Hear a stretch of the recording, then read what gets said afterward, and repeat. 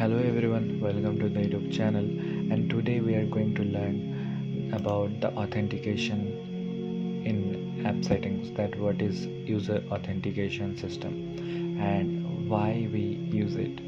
As you can see that it is written that set up authentication in your app to allow users to create an account and sign in. So obviously if you are using a account based system in your mobile application, then the user have to make their account. So we have to enable authentication, as we are also following our systematically learning process with every video and example. So you can see that if we click on the follow button, then we should update the data. We will update the data of the user. Of which user? Of the user from this container query. From this container we are updating this user's data. What we will update? We will make this 12 followers to 13. We will add ourselves as a follower of this user. So we are updating the user from the container query, we are setting the reference, and we are updating the followers list. We are updating ourselves as a follower of the user. But when we are trying to find that authenticated users system, then there is no authenticated user option. Why? Because we have not enabled the authentication. Enable this authentication. Set authentication type. We are using Firebase. Entry page is home page and logged in page is, let's say, profile page. Entry page should be create account page, because it is necessary to create account UI with the create account action and everything. If you don't know that how to create an account feature in your mobile application, then you can check our other videos in our YouTube channel. We have already made a video about it. So now we will go to the action again. Now we get authenticated user option, but we only get these options, the variables, but we actually need the authenticated user reference, a reference like this. So what we can do, we can simply go here in the Firebase data schema section, and in this schema you can see that in Firestore settings we have user collection option.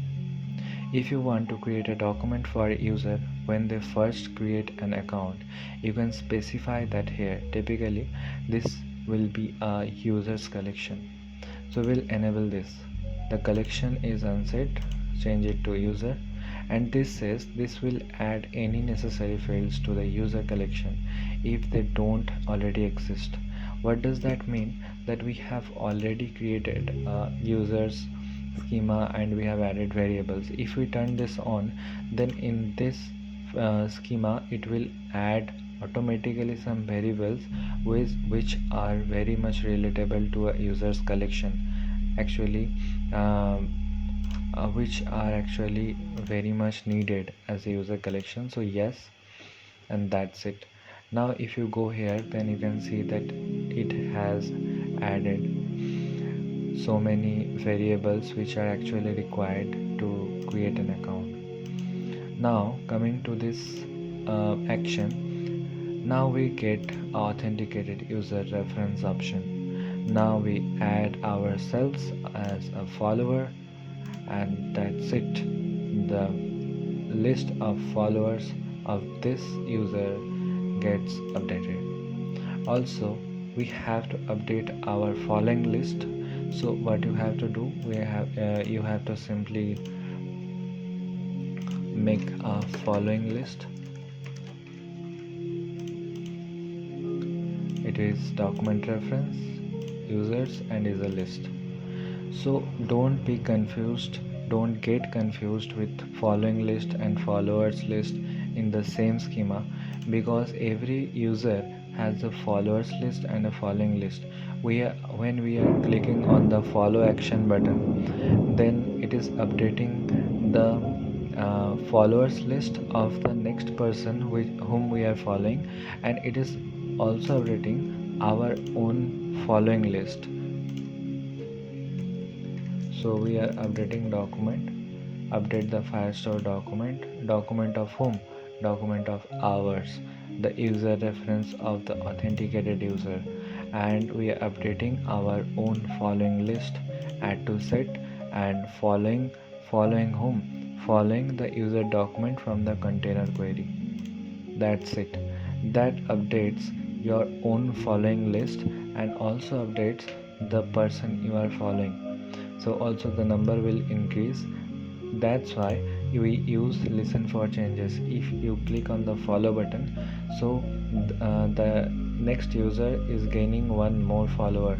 So if you are using this listen for changes action or feature, if you enable it, then you can see directly that it reaches 12 to 13. That's how you can use ListView with backend queries, and simply you can make any feature, any type of feature in FlutterFlow. So that's it for today, guys. Thanks for watching. See you in the next video.